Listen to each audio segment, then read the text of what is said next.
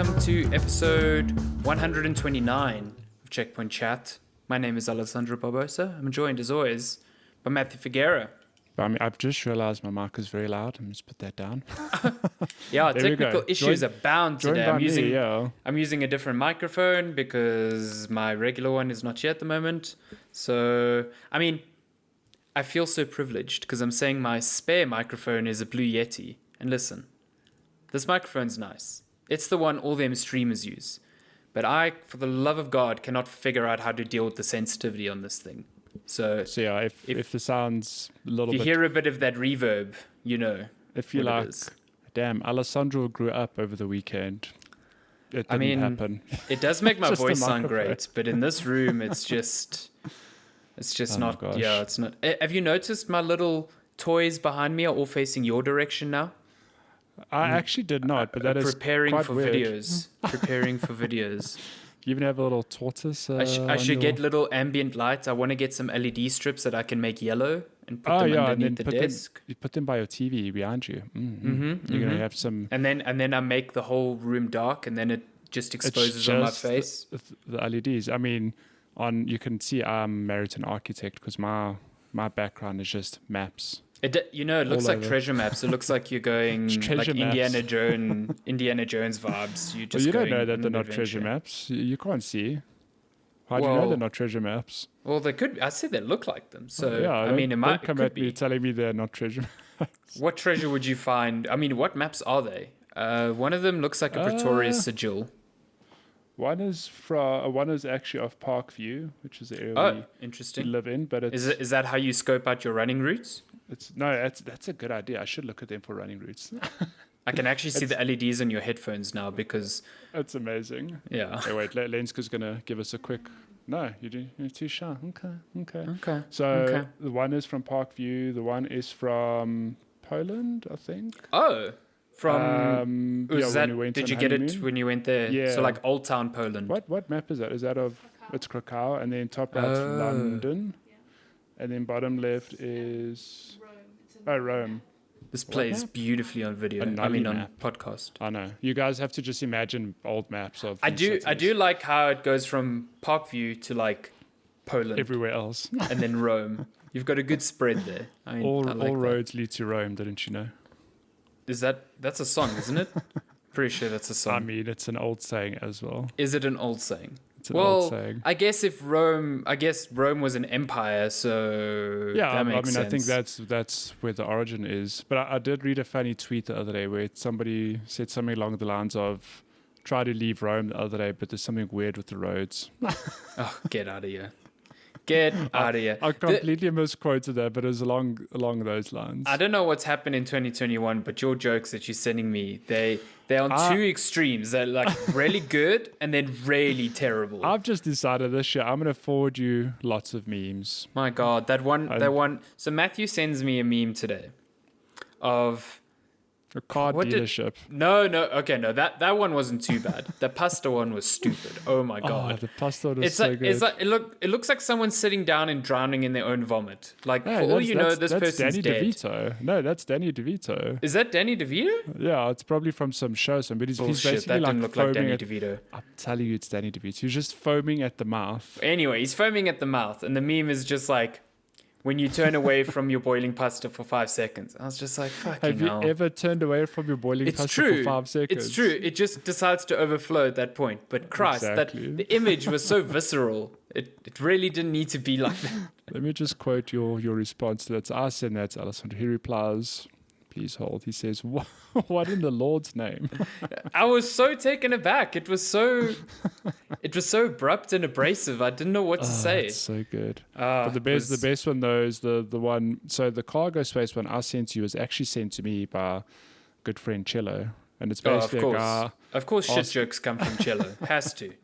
It's just a guy asking the dealer, like the dealer. It's just his cargo space ? And the dealer says, "Car no do that. Cargo road." Get out of here. That's so good. I think that's code for Cello saying he wants to play Trackmania because he's saying car and road. Which reminds me... There are new maps out, so I think early Feb we'll give that a bash because I'm busy streaming Celeste at the moment, and when I'm done with Celeste... again? No, well, I played it on Switch, but I'm platinuming it now on PS4, PS5. So yeah, it's just a good excuse to play a real good game again. Twitch.tv/hairy knees. If you want to see that good platforming action. Oh my god, I'm on the B. I'm gonna start the B-sides on Tuesday. So I don't think I ever finished those. I got to a point and then I'm not sure if I got busy or if I just got really tired of constantly being both. Challenged. I should go back to that. But now the thing is, like, if I go back to it, my muscle memory's gone. But you know what you should do? Play the main game again. It'll be so quick. You can do it in like an hour and a half, 2 hours. I'll just speed run that shit. You can just speed run it, and it's a lot of fun. Like, don't worry about strawberries. You just go through as quickly as you can. I wonder, because last week was Awesome Games Done Quick, the biannual speedrunning. Did they have a Celeste run? They did a Celeste run. So I saw, where did I see it? I picked it up on Twitter somewhere today, where it's like top 10 runs from this year's event. Cool. And one of those top 10 was Celeste done with a dance mat. What? No way. I'm very excited to watch that. With a wow. Like with a So I have to see that. So I don't know how that is a speed run, but I imagine it's very entertaining to watch. That's wild. I really want to see that. Somebody did Super Mario 64 blindfolded as well. Like there's some. I think there was a Hades run as well, if I'm not mistaken. Yeah, I don't know what the conditions were, but I presume it's like a run, like a new game run from scratch, which I actually do want to try. Not a speed run necessarily, but a run where like, can I finish the game just with nothing, no upgrades, no unlocked weapons, or if I'm not mistaken, IGN has this great series where they invite developers to like watch speed runs of their games and just kind of like both react and like break down what they think is happening. And I think the one for Hades is like 15 minutes. They like finished a run of, and I just can't. That's like 3 times shorter than what my best time is. So no, so it's actually not. I think that must have come out when the game was like maybe a few weeks old. Because if I'm not mistaken, the world record speedrun is. Like I've got a run in Hades which was about 17 18 minutes. That is ridiculous. Holy shit. Again, that's like pure luck. Not pure luck, but like I just the gods smiled upon me with good boons and I had good combinations, whatever. But I think the speed run, if I'm not mistaken, I mean I can look it up quickly, but it's like 12 minutes, maybe even shorter than that. It's like it's crazy. But remember it's not 12 minutes real time, it's like 12 minutes in game, because the timer does pause like when you transition through doors, but still like it's really that's quick. Still I mean those areas are still quite long. I think my fastest run is like 36 minutes or somewhere around there. I take back what I said. Apparently the world record is 6 minutes 29 seconds. God. I don't know how. I don't think I've beaten what's the first area? Tartarus.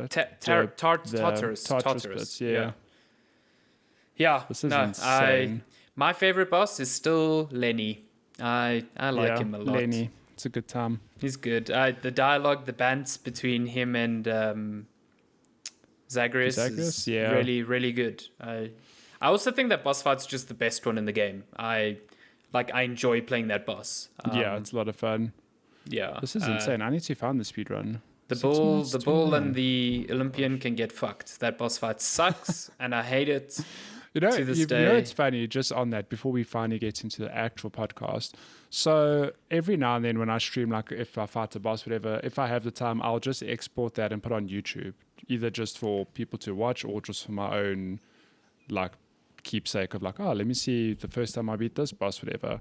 Okay. So I put the video of me beating Asterius and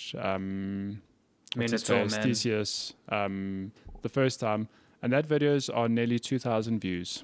Really? I don't have a lot of subscribers, but that's clearly something people are looking up, because it's like the title is beating this boss, whatever. And I'm sure people are looking up like, how do I do this? And then I just happen to be like, I mean, it's not millions of views, but that's my best performing video, and it's on that boss. So I tell you, that was the biggest skill check in that game for me. Like fighting the final end boss is tough, but that boss fight I banged my head against for ages. It was Yeah. it really, even today, like I can play with a really good build, and if I'm not careful, they will cut me down like really quickly. It's the most humbling boss fight in that entire game, I think. It's good. It's also just irritating. Hades is just a good game across the board. I still haven't got 10 clears, so still got to get there. You got some grinding to do. Yeah, still need to finish that good story, but still my game of the year, man. It's still so good. My second game of the year. Talking about game of the year, there are games that we've been playing this year of our Lord 2021. My goodness. This is a very From Software themed episode. By complete fluke. Not at all planned, but episode #, not sponsored by From or Blue Point Games, because they have a hand in this. But yeah, I've been playing Bloodborne, and Alison's been playing some Demon Souls. Also a shocker. Yeah, what can we say? Just before I went on holiday, I jumped into Demon Souls again because I was hopping between it and other games, during the PS5 launch. So after finishing Ghost of Tsushima, I was like, okay, I'm actually running out of things to play on the PS5. I won't lie. Like, I'm having that dilemma, like, what do I play? You know what I mean? I have that on my Switch at the moment. Yeah, so I can understand that. I finished Spiritfarer, by the way. I won't talk about that this week, but I did finish Spiritfarer. I need to finish that still. That's cool. And that took 30 hours, which, granted, I did not expect the game to take up that much of my time. It's quite long, yeah. But now I'm like, what do I play? The next Nintendo game is it Super Mario 3D World? Bowser's Fury. On the 11th of February? Yeah, so I'm like, that's a couple of weeks away still. And then after that's Monster Hunter. But I'm in this weird place now where I'm like, I don't actually have anything new to play on my Switch. So I'm like, So it's the same problem you have with the PS5, where it's this weird, rare moment at the beginning of the year. Like, there's a reason I'm playing Celeste again, because I'm like, I don't have review games or anything. But it's the best, because now you have like space to do these things. Like, you've been wanting to platinum Celeste for like a year, I feel like. Yeah, now I can, and I platinum Bloodborne as well, because I actually had the chance to do it. So yeah, just a quick aside on Bowser's Super Mario 3D World plus Bowser's Fury, which is such a verbose name. So it's crazy. I showed that trailer to Shani because I'm trying to get her into playing more Switch. She started Breath of the Wild, and let me tell you, you take for granted being able to just control a camera in a third person. It's like so foreign to her and fascinating to watch.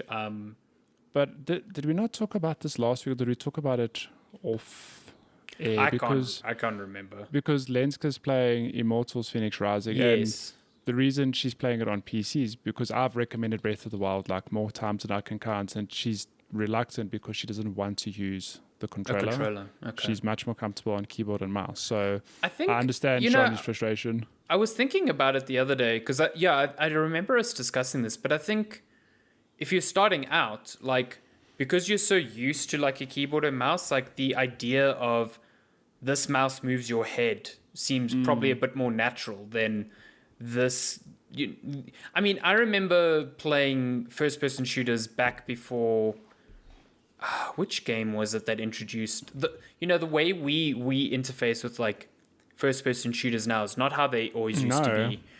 Using a mouse was like not a thing. Oh no, but even on controllers, like I remember playing an old James Bond game called Nightfire, and the default control scheme there wasn't what first-person shooters are now. Like your turning would be on the left stick, and your strafe would be on the right stick. And it took me a long time to adapt to what is, now. So, like, I get it. Like, especially if you haven't played any games, getting used to the sticks just in general is, it's a thing. But anyway, I showed her the trailer of Bowser's Fury because it's co-op, which is pretty cool. And she was like, well, I guess that's Valentine's Day plan sorted. And I was like, oh.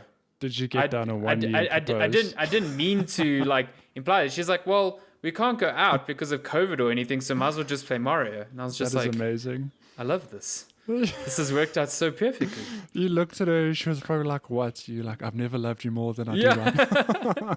I can't wait to play as a Super Saiyan Mario Cat with you on Valentine's Day. Good. Oh my goodness. So yeah, I'm excited for that. But I What were we talking about? Demon Souls. Demon Souls. That's it. Got back to Demon Souls, and I finished it, and I really, really, really like that game. I think it's okay.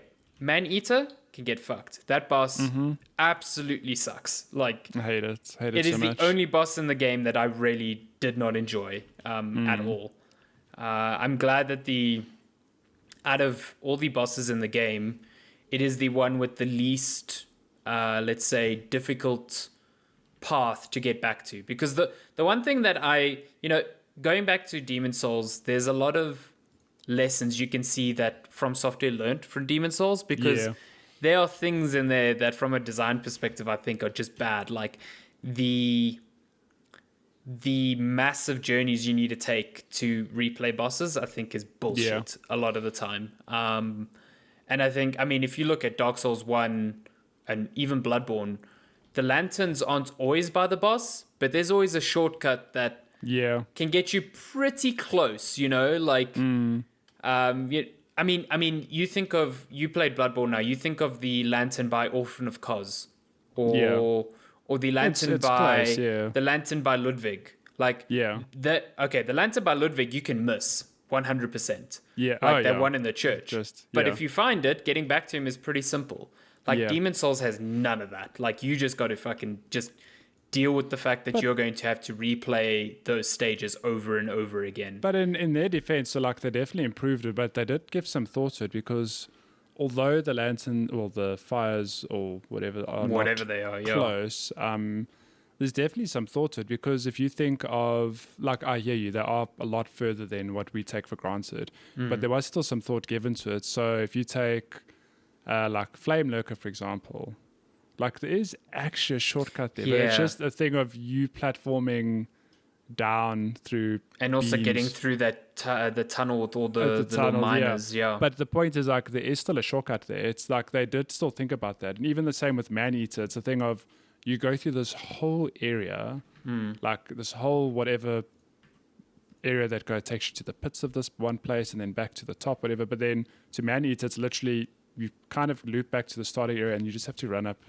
2 staircases and you're there. That actual area is like one of my favorite areas in the game, though. Yeah, the way it folds in on itself is like it's textbook From Software. But I think if I played that back in 2009 for the first time, being like, hated it. Oh shit, that is it's just so expertly designed. It's really. But I mean, I get it. Like putting a lantern right in front of the boss veil like wouldn't make sense, because then you're just like going in and out, into the boss. I know From Software spoken about, tons of times that they want you to have some time between fights so that you can think about the fight. And that's fine. I feel like some of them were really extended and really cheap. So, but aside from that, like the game itself is just, I think it's phenomenal. It definitely requires that sort of mindset you get from playing From Software games, and I think this one, especially in the opening hours, is tough.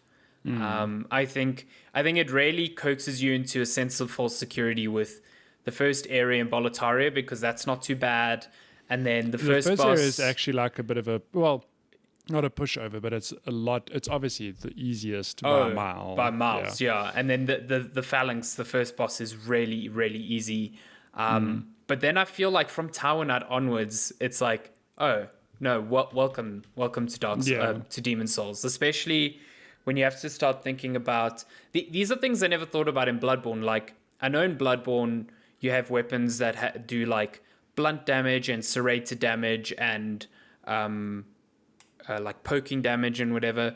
And I know in Bloodborne like serrated weapons are better against beasts than they are against hunters and stuff. But I never felt like I had to prioritize anything around that. Swap around between them, I feel like in Demon Souls, if you don't focus on that, you're just not going to make progress. Because like, if you don't figure out like in the mines that those mining guys are weak to magic and stabbing damage, like you will not be able to do anything, because they take absolutely no damage from slashing and they kill you very quickly. So, it's this thing like, I had to start experimenting with like enchanting my weapons with magic, or using poison on enemies or using fire, and it was really cool, like learning all the ins and outs of enemies that way.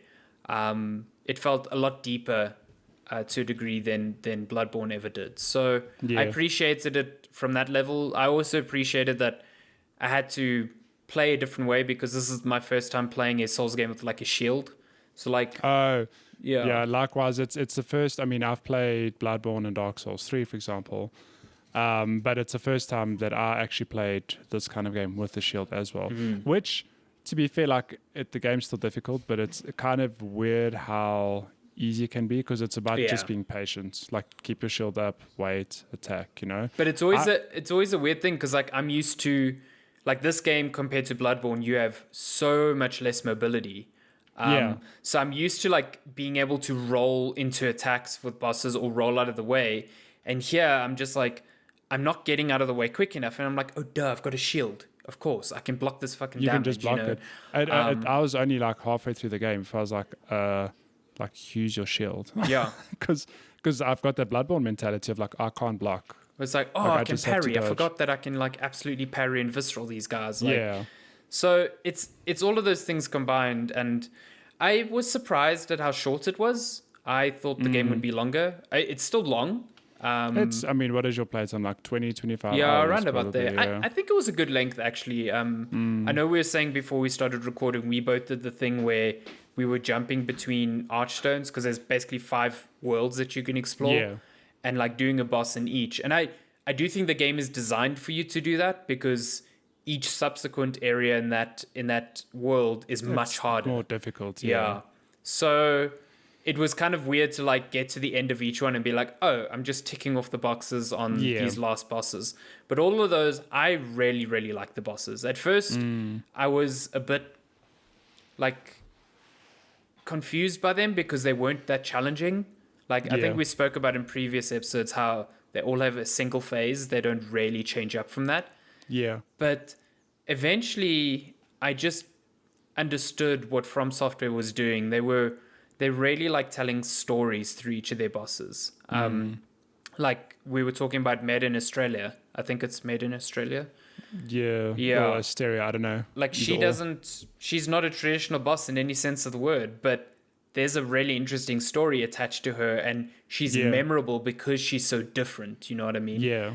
And other bosses like the old monk that summons other players to fight you, and luckily that didn't happen to me. But like, so I mean, we can explain that quickly. That this is a boss basically where you get to it, and so throughout the game, like any From game, you can get invaded by other players, and they're represented as like a red phantom. Did you ever kill them? The red, I killed some red phantoms. It feels so good to kill other players. So great. But like, you do get not like NPC red phantoms throughout the game. But what I thought this must have been mind blowing back in 2009 is that you get to this boss fight, and I suppose I don't know how you trigger it, but I presume if you're another player and you choose to invade another player in the specific area, you will spawn in as the boss, like as a boss fight, which is just kind of incredible because then you walk into the boss fight, you think, oh, it's just a boss. What am I going to do here? And you're actually up against another player. It's wild. Or it's if so you're offline, wild. or you're unlucky, like you will, unlucky Stash, lucky how you were, you'll just fight a game-controlled red phantom, and it's like a bit of a walkover. So much easier, yeah. I was up against actual players, and it was just frustrating purely because there's lag. I'm from South Africa. So I ended up going to offline mode, and I was like, oh, this is a walkover. Like, it's so easy. I remember reading something anecdotally and not knowing the context of it with regards to Demon Souls. Like there is a known thing of people taking the game into offline mode with the old monk because it's so frustrating. But like to see that firsthand, it's just such a cool thing to think that these things were, From Software was thinking about these things over a decade ago with regards to boss design. It's definitely not on the level, the bosses at least, on the level of challenging as the games that came afterwards, but I feel like the rest of the game makes up for that because the areas themselves get really hard. What I was going to say is that when it comes to the bosses, like it's clear that, I mean, presume Dark Souls 1, they introduced phases. I don't actually know. Yeah, they definitely are there in phases. But it's clear that after this game, from like how can we make the bosses more challenging? And they introduced phases, which is not a new thing. Like Mario games have had Bowser doing different phases for the longest time, whatever. But it just makes sense in a game like this where you start a boss, not Demon Souls specifically, sorry, the games that follow, you'll start a boss, be like, okay, this boss isn't bad, get them down to like 2/3 of their health, and then they do something, you're like, oh my god. And you get them down to 1/3 of the health, and they get even harder. It's like, oh my god. But what I really think Demon Souls emphasizes is that it's amazing. Well, what blew me away, I think, is that a lot of the DNA that's in this game, you see in all the games that follow. Yeah. Like, we've spoken about how the levels fold onto each other. And like you've pointed out, they're not as optimized as the more modern games, but the thinking's there. Yeah. Like, they did it. It's like, okay, you're going to do boss fights. We need to introduce a faster way to get there, you know?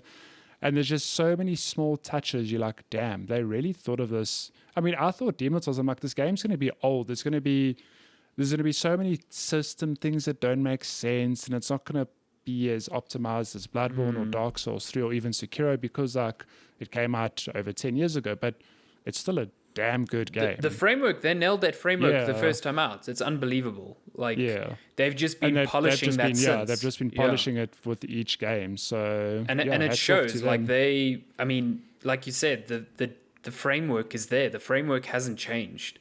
No. They've just found ways to make it better. So it's like, I mean, I can understand why this game took the world by storm in 2009, because they really, still to this day, there is nothing like it. And there's just something about From games. If you can talk to any, like, I'm in this exact same camp where a lot of people recommended like Dark Souls to me and even Bloodborne. And it's the thing of like, yeah, I probably will enjoy them, but I just haven't got around to them. And then, I mean, I played Bloodborne like 2 years ago, let's say.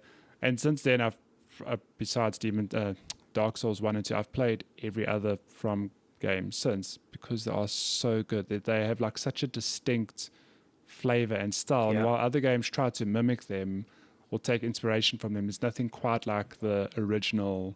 I haven't come across anything that's... I mean, there are other games that are definitely coming close to that sort of formula, and, you know, choosing to take what works for them in with regards to their games, like Fallen Order, I think took good aspects from Dark Souls, but made it work within a Star Wars context, and I think that's a good game. Although they don't quite explain why enemies respawn when you rest. That's just why do the Imperials respawn? Like, doesn't really make sense. Stuff like that, you know what I mean? But yeah, it feels like, for me at least, completing this game was a real redemption arc, because I bought Demon Souls on PS3. And I remember the base edition of that game came with a walkthrough. And even with that walkthrough, I couldn't do shit. Like, I just didn't understand the game then. And so, like, playing that opening area and recognizing Boletaria and recognizing, like, the mines at first, and then getting past that and then seeing everything for the first time was just really cool. And I'm just really happy we got the chance to play this again. Yeah, and just on that, hats off to Bluepoint. So just for those who don't know, for context, Demon Souls is a FromSoft game that came out in 2009, but Bluepoint is a studio that basically just remade the entire game from the ground up, kept combat and everything, like systems, everything identical, replicated identically. And obviously the environments are like, I think, one for one, you know, but the level of visual polish that they've added to this game, it's like, it is a showcase piece for the PS5. And 100%, even when I'll never forget the actual reveal of it. It was literally just that prologue area running up to I can't remember what the demon's Vanguard called. demon. That boss. It's like, seeing that for the first time, I was like, oh my God, like, look how smooth this runs. Look how real, like, not how real it is, but look how, like, visually striking it is. And that's Bluepoint. They have really proven that they are so good at remaking and remastering existing franchises. I'd love to know what they're working on next now, because we suspected Demon Souls. I still get goosebumps whenever you do a soul arrow. Just the animation and the light, it's and good, and the audio design as well. It's just something else. Yeah, I wonder what they're working on. I know before this came out, we had both. I mean, there were rumors and whatever, but we were both hoping for Demon Souls. Yeah, it was Demon Souls. Because I don't know if it was like not a leak, but like you said, rumors, I guess. And it was like, is it a Demon Souls remake? And it was. If not mistaken, the rumors right now, although this might just be like, well, fan hoping, is a full-on remake of Metal Gear Solid. I've also heard that rumor, and I would be down for that. I would be down for that. I would love to see Shadow Moses. A modern day Shadow Moses. Although we did get this is like 15 years ago, there was a Metal Gear Solid remake for, I don't know if it was the GameCube, I think, Twin Snakes. That is a full remake of the first game. Wasn't Twin Snakes the second one? No, Twin Snakes was 100% was a remake of the first one? Remake of the first game, yeah. So it makes me wonder, like, well, what will, Listen, I'd like you said, I'd play it. I'll play it either way, yeah. I would also play a full-on remake of Metal Gear Solid 3 just to see that ridiculous ladder climb in... Oh my gosh, in a modern context. Using the full brunt of the PS5. I just want to see Snake's ass climbing that ladder. In glorious 4K. Hell yeah. They can render that scene in 8K. They can go all in. They can go all in on that scene. Do you have anything else you want to add to Demon Souls before we bounce off to... No, I think it's like you said, it's a showcase for the PS5. It's fantastic.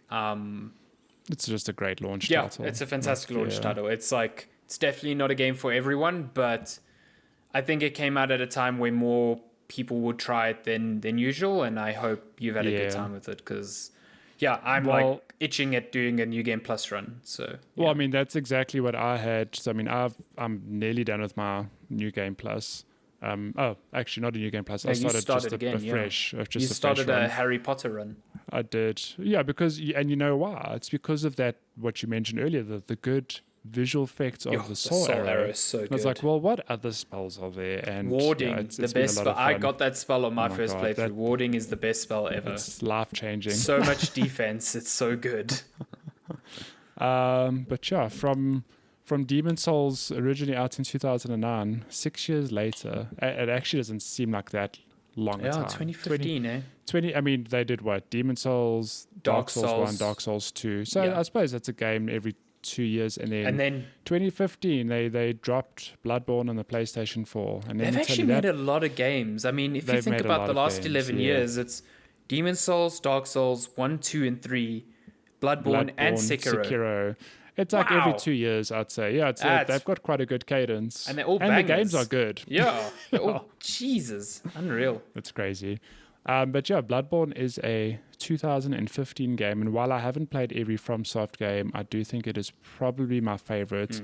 And I think it's just solidified by the fact that I played Demon Souls, and I bounced to Bloodborne, and you can just see how the same, like we've said, the blueprint's there, the same formula for combat, that sort of thing's there. But what Bloodborne does differently is it just adds things that are not at all found in Dark Souls or Demon Souls. So like, for example, you get a shield in Bloodborne, but you don't want to use a shield. Like, you are incentivized to be aggressive because you can counterattack with a pistol, for example, and you get health. If you take damage, you get health back for attacking an enemy. So that's just a quick example of why Bloodborne's different. Over and above that, the weapons in this game are hands down. Like, one thing I will criticize in Demon Souls, and it's not really a criticism, it's just that the weapons are very one-dimensional. Yeah, extremely. You've got a light attack and a heavy attack.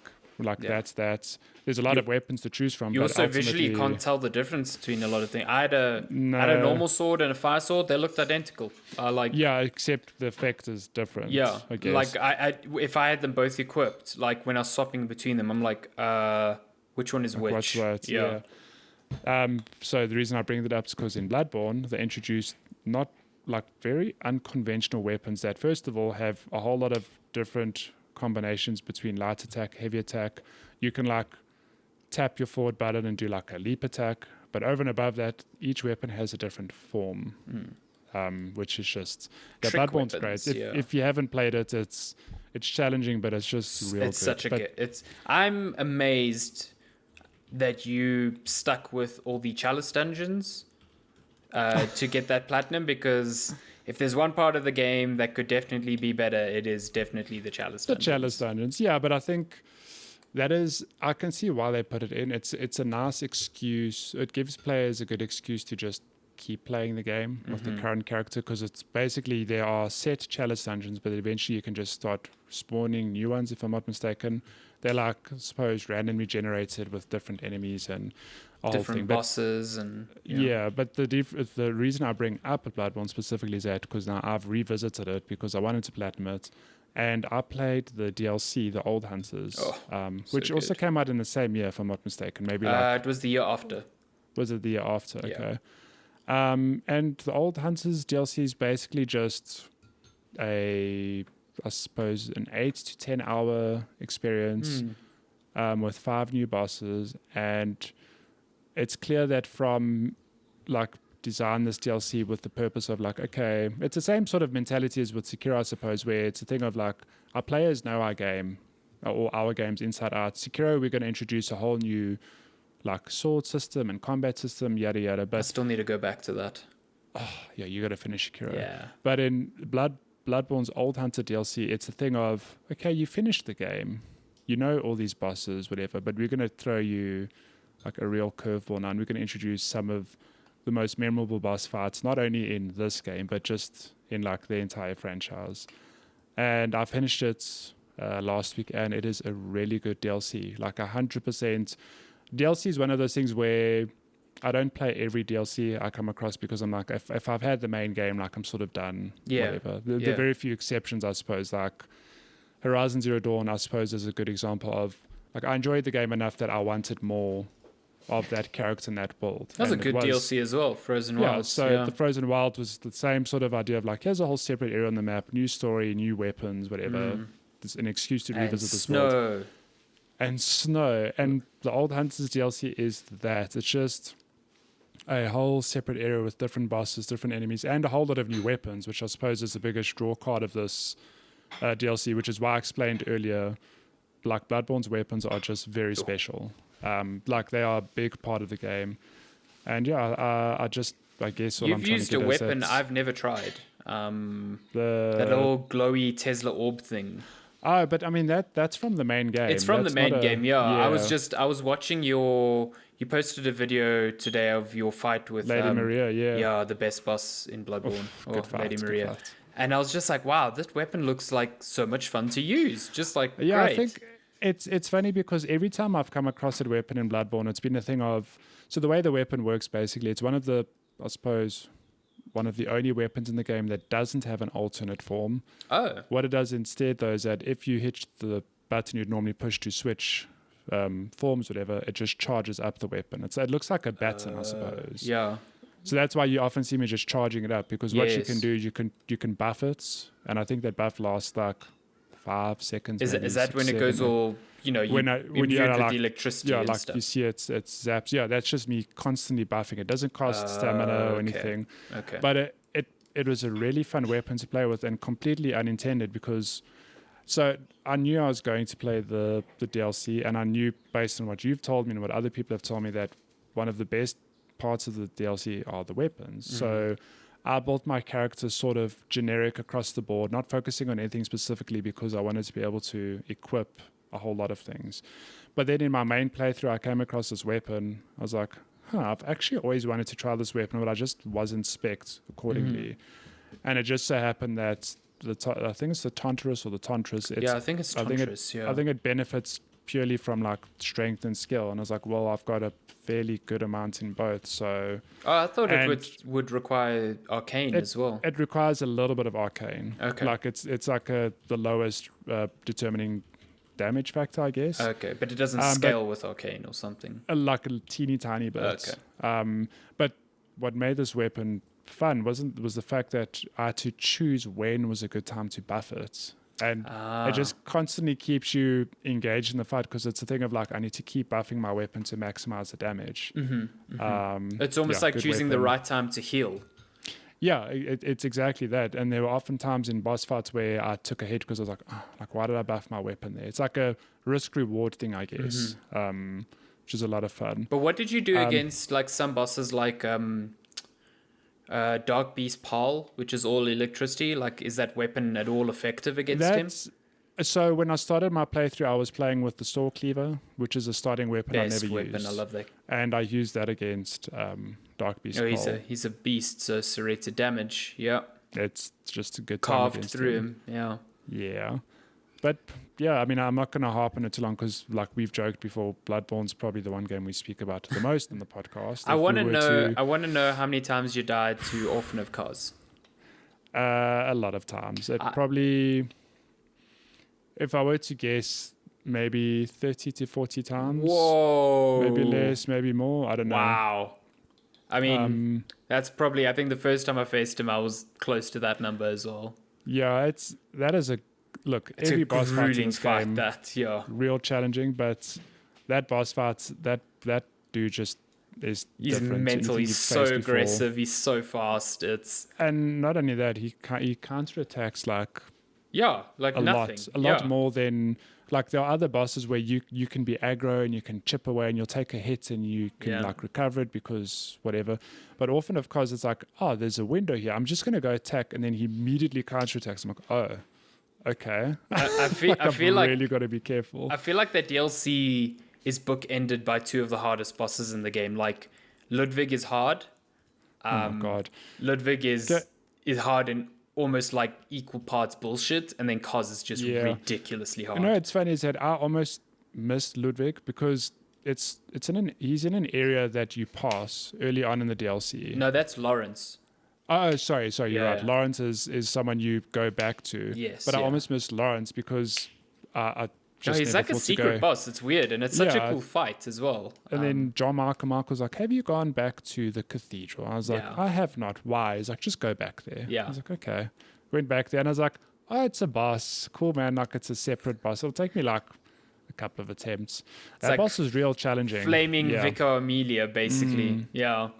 He's a good time. Well, it's a what's the first boss you fight? The Cleric Beast. Sorry, it's a flaming you're right. Cleric It's Beast. a flaming Cleric Beast. And it's a thing of like you know the sounds this beast does. You know what it looks like, what it does, and you know to keep to its left. You're like, you know.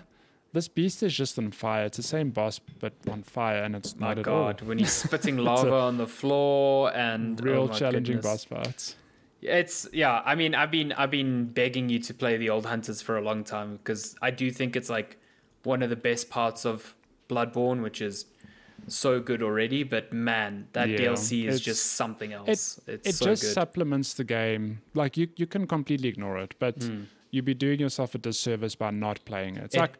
I wouldn't say play it on your first playthrough of Bloodborne. Like you 100% could, but it's so challenging that I'd be like, no, play Bloodborne fresh, like learn everything, then come back to it on your next game. Not New Game Plus necessarily. Yeah, but apparently just it's hard on New Game Plus. Yeah.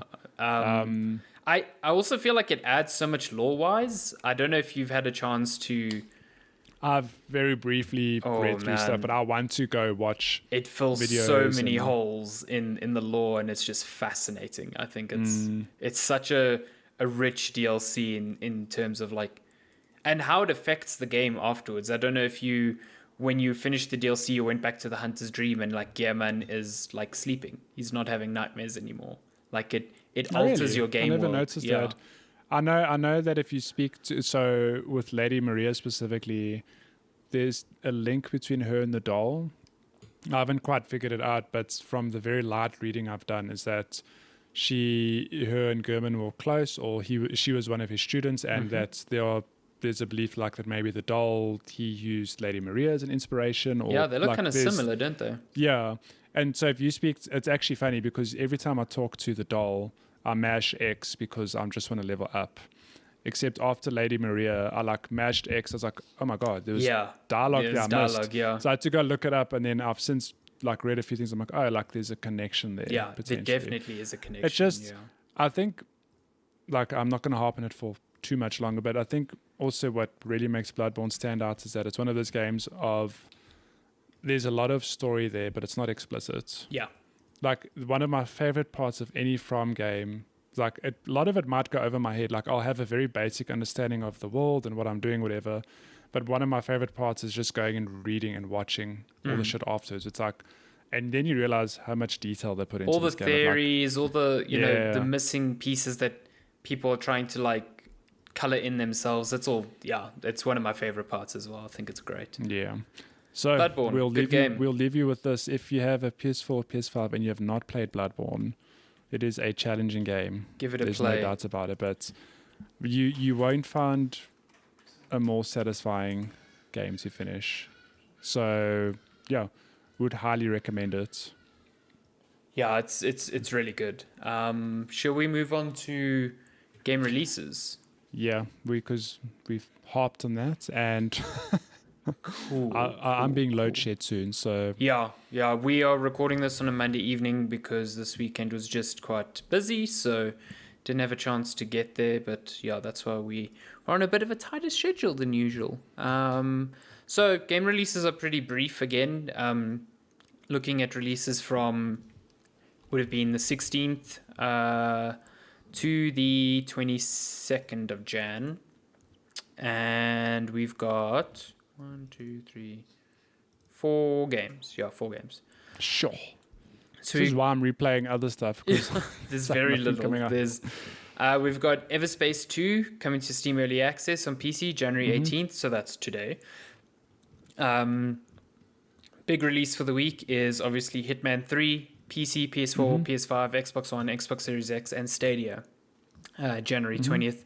There's a whole big debacle now because on PC it's exclusive to the Epic Game Store, but Hitman 2 isn't on the Epic Game Store, or people have bought Hitman 2 on games like Steam.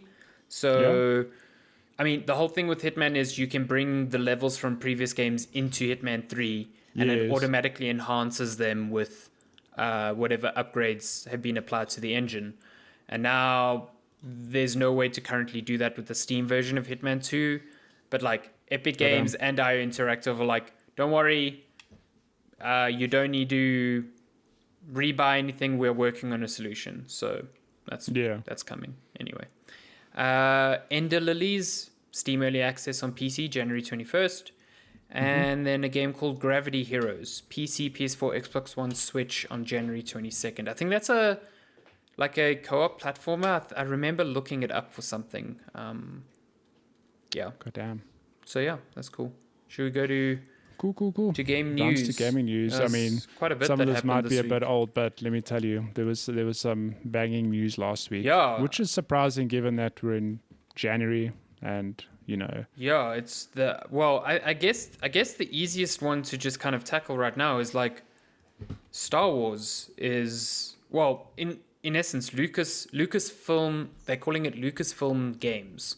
So Lucasfilm Games is now the collective like publishing label that Lucasfilm is using for all of their properties in terms of, games. I guess you could ask why didn't they just stick with LucasArts, which they shuttered when, Disney bought them, but yeah, it's Lucasfilm Games. It's very confusing.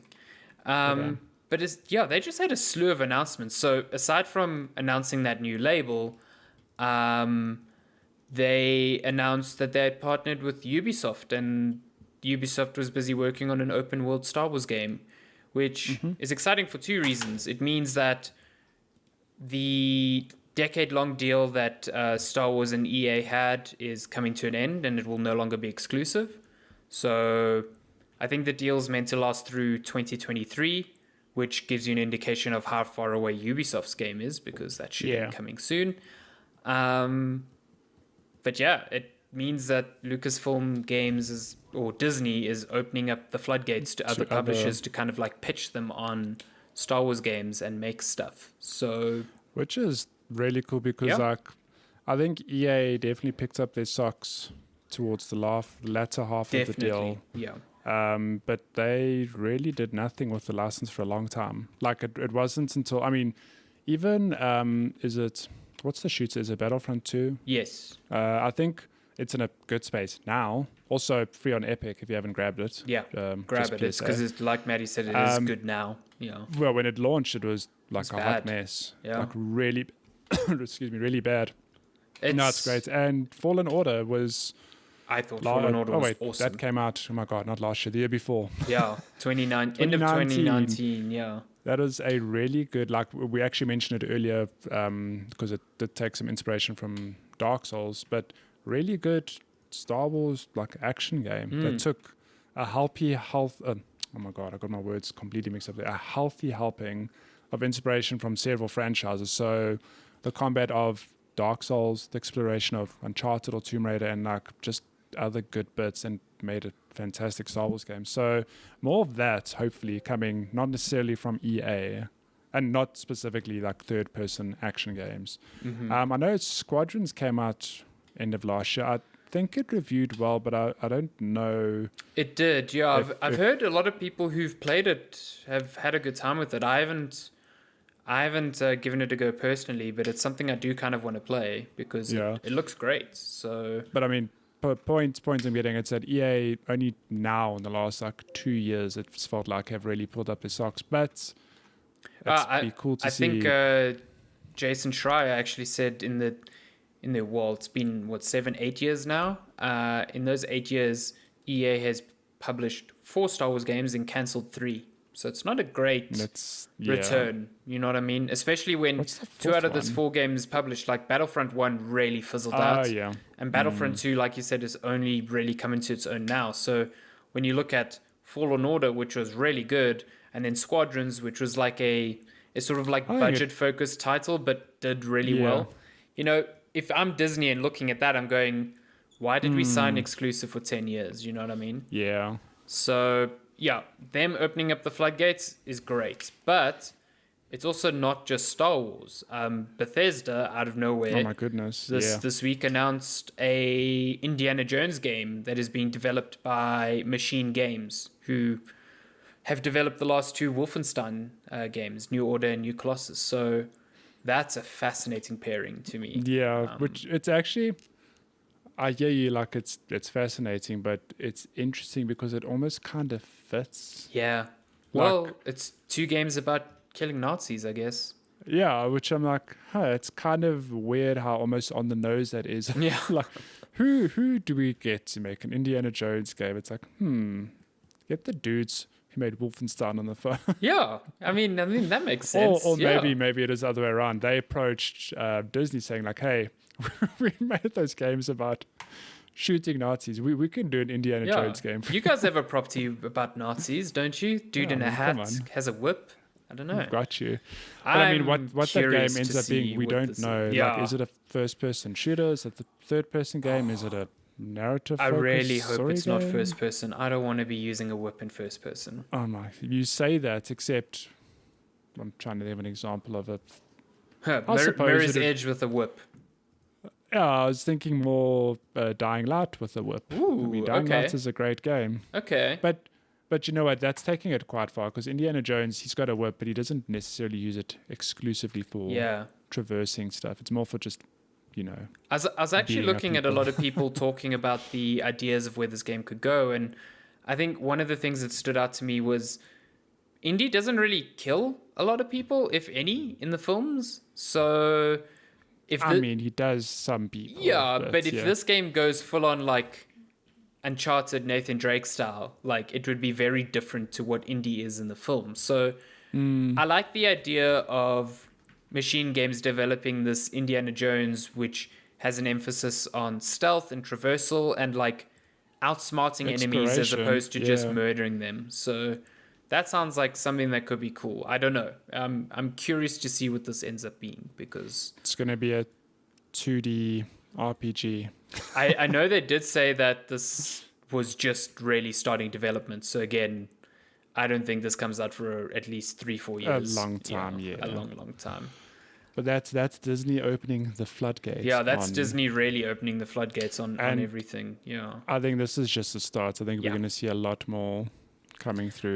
Would love either this year or next year. Absolutely love. Someone suggested it on Twitter. I can't remember who it was, but get Larian Studios, the guys who are making Baldur's Gate 3, get them to remake or make a sequel to Knights of the Old Republic. And I'm like, fuck yes. I would 100% play that. Like, there was also, I think Jeff Keighley put out a tweet saying like, hey, the floodgates have opened, reply with what shooter you want to make what game. And I can't remember what the specific details were, but somebody said, I want Sam Lake, the guy who's done Remedy, yeah. Remedy and Sam. Well, I want Remedy to develop a game written by Sam Lake about, I can't remember what it was, but I was like, oh my god, like that would be I think I saw that. It was like if I'm not mistaken, like a game based on Asajj Ventress. She was like a Sith character in the Clone Wars. Ah, yes, that's exactly what it was. Yeah. It's like write a game from the other side, and like just have Remedy do it. That'd be like, pretty cool. I would give Remedy a lot of slack to do something weird with Star Wars. I'd be so fucking down for that. Yeah. Some quick stuff. Hogwarts Legacy, that open world Harry Potter game, it's been delayed to 2022. COVID, Damn. all of that shit. The hole keeps getting deeper and deeper for CD Projekt Red regarding Cyberpunk 2077. So just quickly, because at this point it's quite old news, the studio put out a video with one of the founders basically breaking down what happened on the lead up to launch. The thing that stuck out to me in that video was them saying that they didn't see a lot of the bugs that console players saw at launch, and I'm like, you're just throwing your QA under the bus there, aren't you? Like, that's... I mean, that's. I guess from legal reasons, they can't say they did see it beforehand, because then they'd open themselves up. But that's a really shitty way of going about that. If there was an investigation, because I mean, this is old news now, but apparently stockholders are suing CD Projekt Red for like misrepresenting the final product, yada yada. But can you imagine, like, it goes through a lawsuit and then they start digging up, like, I have to presume that QA people do reports. Oh, of course, I'm sure. So, like, it's like, well, pull up reports from the last year, and you pull up things. It's like, oh, it's interesting how your QA people did detail all of this stuff. Yeah. I don't know, like, it'd just be interesting. It's a mess, top to bottom, that whole thing. Like, so basically they laid out like a roadmap that they're going to be putting out big patches. There's a patch coming, I think, in the next 10 days, or should be coming soon, and then a much bigger one just after that. And they're going to have like patches rolling out for the foreseeable future before they start thinking about giving away some free DLC till the end of the year. I think the big news there was that the next gen versions are only coming much later in 2021. Yeah. So yeah, and then things just like kind of got worse, because Bloomberg's Jason Schreier, formerly from Kotaku, did his whole reporting thing and spoke to, I think it was 20 employees, a mix of former and current, at CD Projekt Red. And if you haven't read the article, it's worth going through. There's some things in there that are like hit your head obvious, like a lot of developers saying that they thought this game was still 2 years away from being ready for launch, and that a lot of content was cut in order to hit the 2020 release date, and lots of features they had previously envisioned didn't make it in. And, you know, some of those are the casualties of development. I don't think any studio on earth doesn't cut a feature or two or content here and there as they're approaching the finishing line, and that's their prerogative.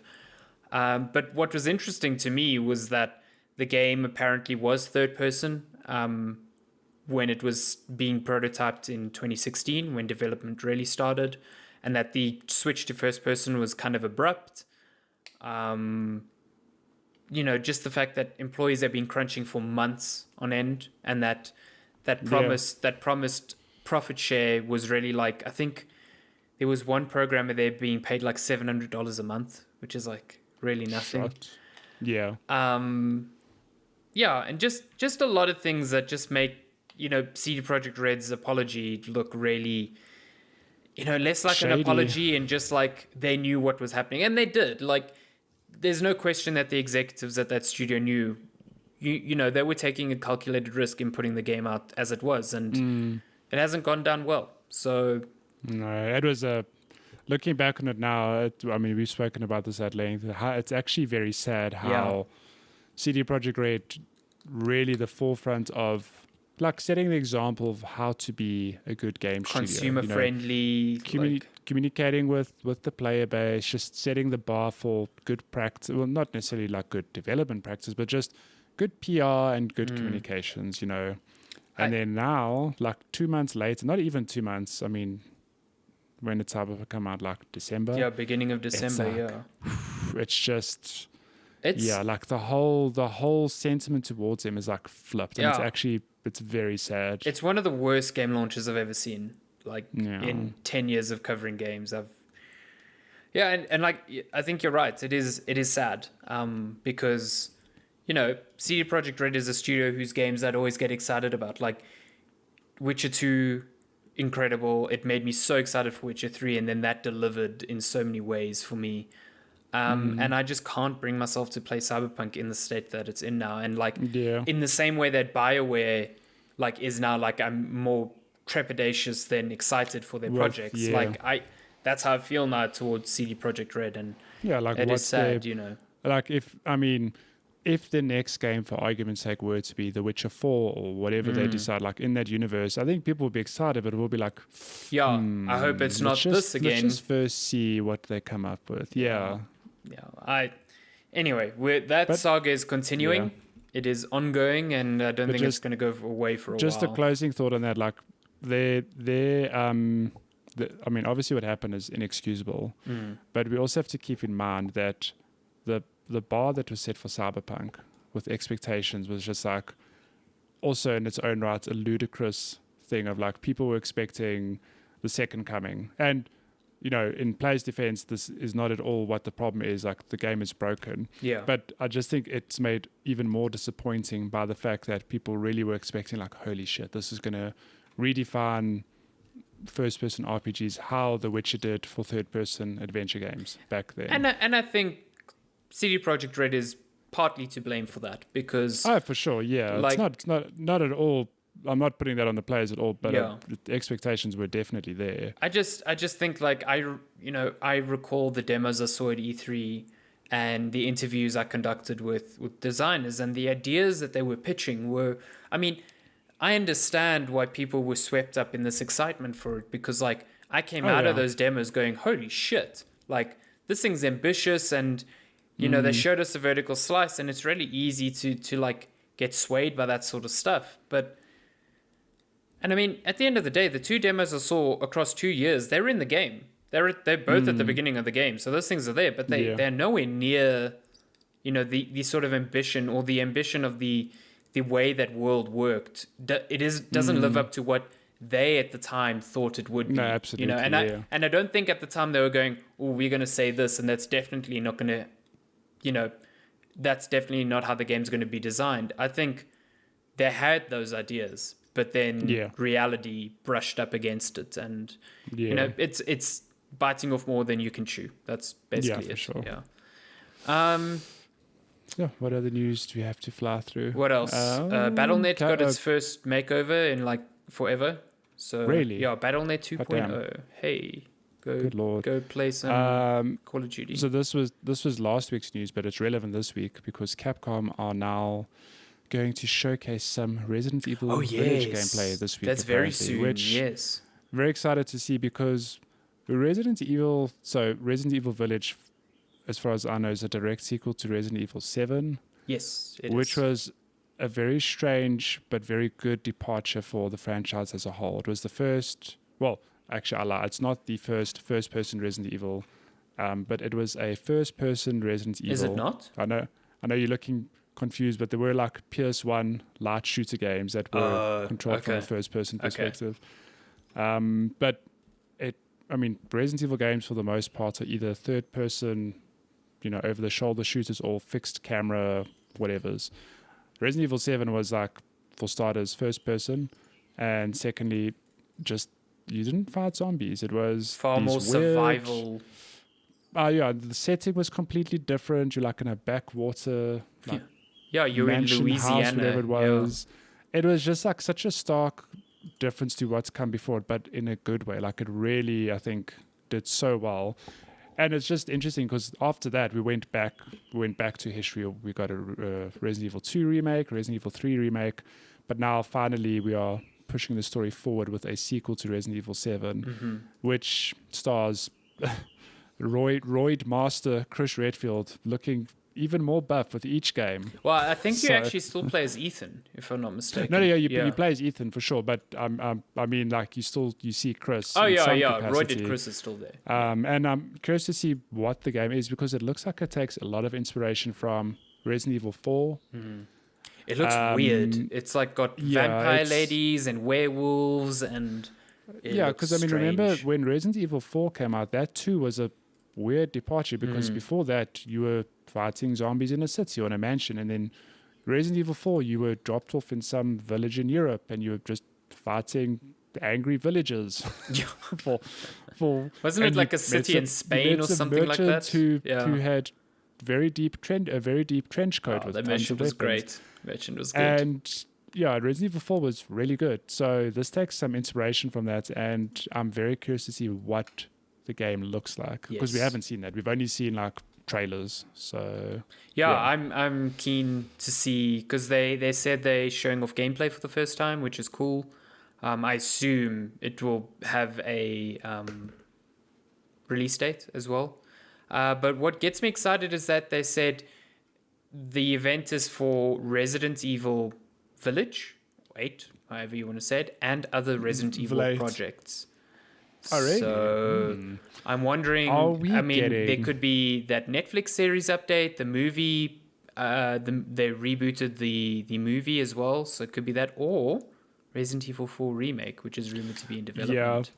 Yeah, it's actually kind of weird, because what if 8 is basically like first person Resident Evil 4? Oh my god. Which is real good. I'd be there. But now we're going to get Resident Evil 8 and then 4 remake. I would play a remake not complaining. 4. Like, just like from a gameplay perspective, it's the one that needs to be touched up the least compared to like 2 and 3, but just seeing that in the RE engine, oh my goodness. Oh, real good. I want to hear Leon scream in HD. I'm excited for that showcase. That is on, what's the date today? It's the 21st, I think, isn't it? It's Thursday, yeah. Yeah.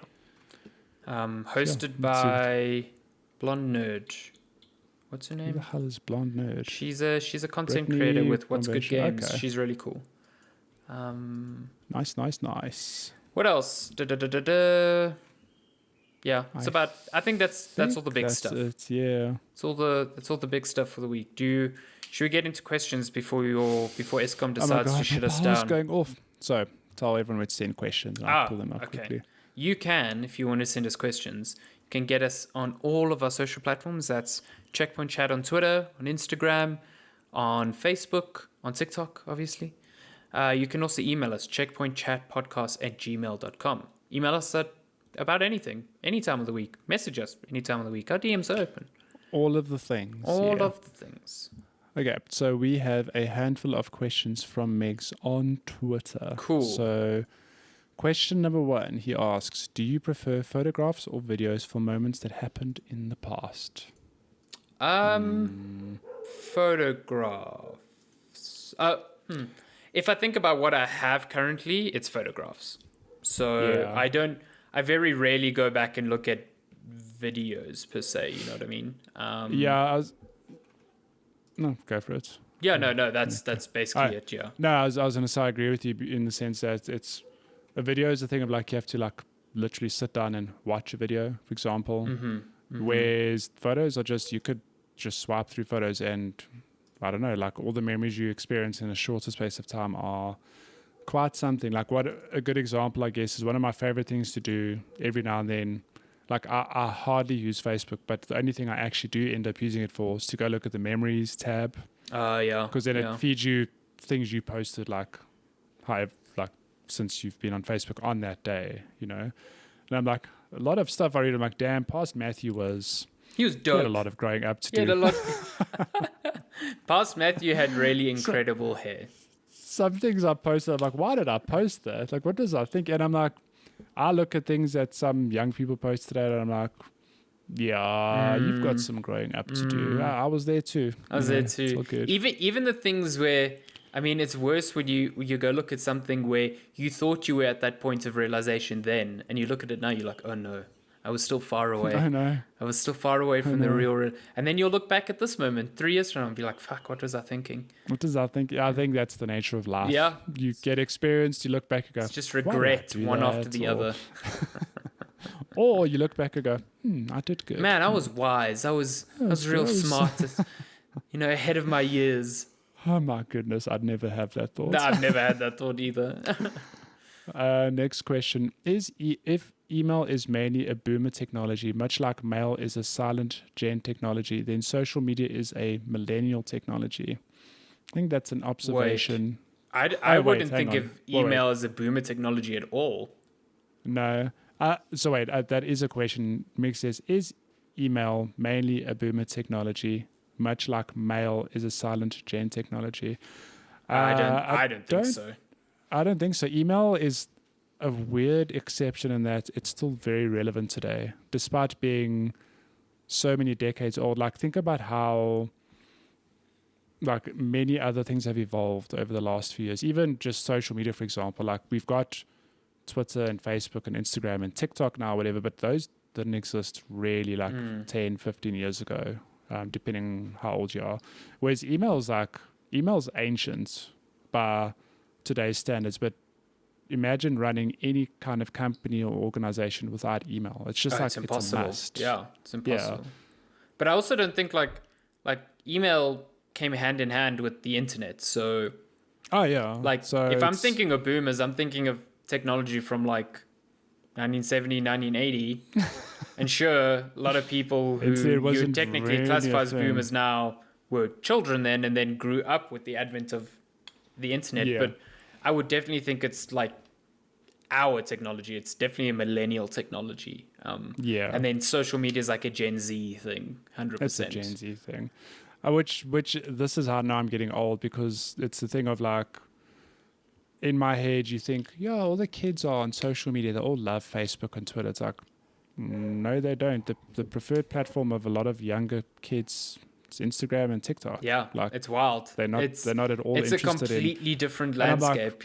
Like, damn, am I old? Yeah, but that's why I say like social media is such a Gen Z thing, because it's like we saw the birth of it, but they are the ones really interfacing with it on a level that I don't like.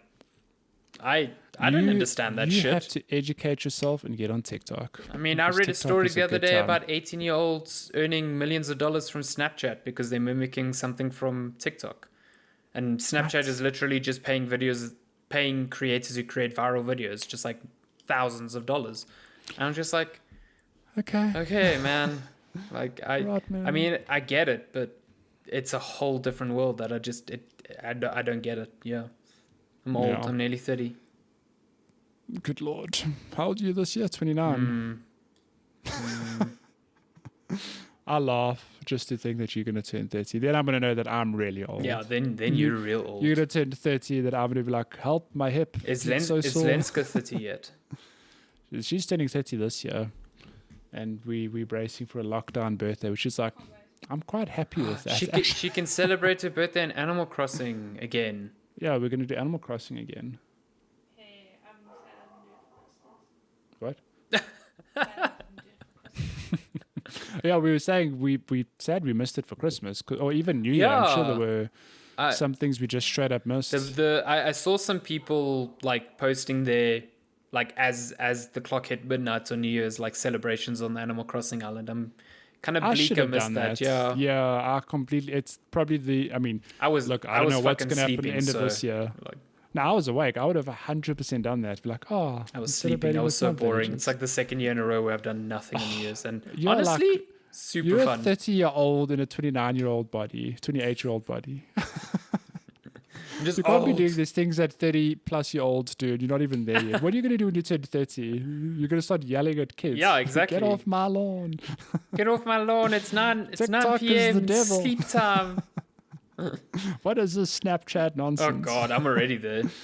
Oh, my goodness. And then last question, which, interesting, what is Matthew's game of 2020? Well, didn't we have a whole podcast about that? We had a whole podcast about that. And my game of the year, unlike Alessandro's, was not Hades. Loser. My game of the year was Final Fantasy VII Remake. You know, Megs is not going to be happy about that because it's only part of the game, Matthew. he has a vendetta against Final Fantasy, which I don't entirely understand because, look, I understand where it comes from, but having played the game now myself and seen what they've done, I'm like, of course, it's going to be a multi-game franchise, and that's fine. Also, just from everyone I've heard who've played the game, like they don't feel like it's a part of a story. It is like no, it is almost like Final Fantasy 13 with its 2 other sequels. It is a complete game. Yeah, that's like I've said. It's like if this game came out, say Final Fantasy 7 didn't exist for whatever reason. If this game came out in isolation and you played it, you'd get to the credits and be like, oh, they're teasing, like the game's not done. They're clearly going to make a sequel. But now people because they know. Get hung up in it because they know. But I'm like, if you've played the game, you'll know that you might be surprised where they take the franchise. So... And I can't even tell you because you haven't played the game. I haven't. You know, I was thinking about it the other day, but I'm trying to do a palate cleanser with shorter games before I dive into something that long again. Because Ghost of Tsushima, man, it took a lot of time. Demon's Souls, and you need like a 3 to 8 hour. I need like a Call of Duty campaign or something. Just You know, it's funny is that I wish I had the Call of Duty campaign on Switch. Because I 100% would have played that. Because I do have that still to play. Oh, haven't you played? It's real good. I haven't played it yet. Yeah, Cold War. I'm going to get to that. It's a fun campaign. It's the Call of Duty campaign. I enjoyed that. Yeah, it was fun. Yeah. There was something I wanted to say about Final Fantasy, and I forgot now. That it's the best game ever. Oh yes, Square Enix trademarked a few like names possibly for the games, and people are like, huh. That sounds like a Sephiroth game and maybe a remake of Crisis Core. And I'm just like, ooh, give it to me. Give it to me. Well, that is interesting. Oh, Jesus. The thing. Crisis Core, like one of the most underappreciated, not underappreciated. I think people have played it. One of the best PSP games ever. One of the most underplayed, overlooked games. Real good. If you don't know, Crisis Core is a prequel to Final Fantasy. It will teach you to love Zack and hate Cloud. It will make you cry. Yeah, so I'm just I going to fucking come out cried and at the end of that game. It is fucking heartbreaking. You could be the toughest person on this planet. You tell me that you don't roll credits in that game. Oh my God. Don't have a little baby. It also tear roll down your explains things cheek. in Final Fantasy 7 that like don't make sense otherwise.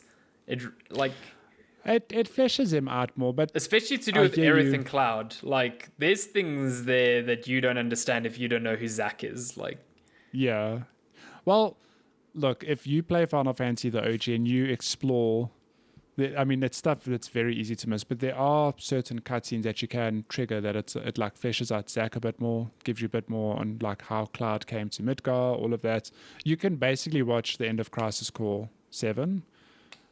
Crisis Core in Final Fantasy 7, like in the very badly low poly, cutscene, whatever. But it's there. Like they do indicate that.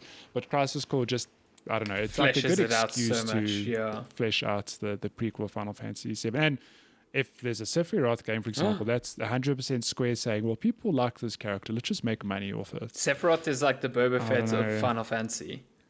Look, if there's a Sephiroth game where it's you just doing bounties or jobs for Shinra, then sure. I'm just imagining Boba Fett with a really large sword now and a jetpack. I mean, if he used that one weapon from the Mandalorian, that spear, whatever. Yeah, would have been a different movie. Return of the Jedi. Luke might have died. Who knows? Oh no. Okay, well, I think that's it. We're gonna leave before we don't save the episode. If the power just goes off, I'm just gonna cry. Imagine, absolutely cry. Because I think it would do that. Try and auto recover something. I don't know if it would get everything. I don't know. Listen, you'd have to record I don't want to know a separate thing. Put it this way, Matty died, but goodbye, everyone. Best not knowing. No. But that has been episode 129 of Checkpoint Chat. Again, sorry it's a bit late. And apologies in advance if the audio is not up to scuff, up to scratch. That's the word. That's the word. Good Lord. Yeah, it's been a good bit of a hurried episode, but we'll be back next week. Got things brewing. Things are happening. We are getting closer and closer to the video stuff, which is exciting. Oh yeah, got to see some stuff today. Very, very excited about it. So yeah, keep your R's peeled. Keep you not your future arse, stuff. your eyes. Your R's. Your R's. Sorry, Matthew comes from Joburg. You have to excuse him. He struggles to enunciate. Oh God, get out of here. Were you in an accident? Get out of here. Unless they are sponsoring us, you do not get to talk about Michael de Broglie. I'm going to hit up Michael de Broglie and tell him to sponsor.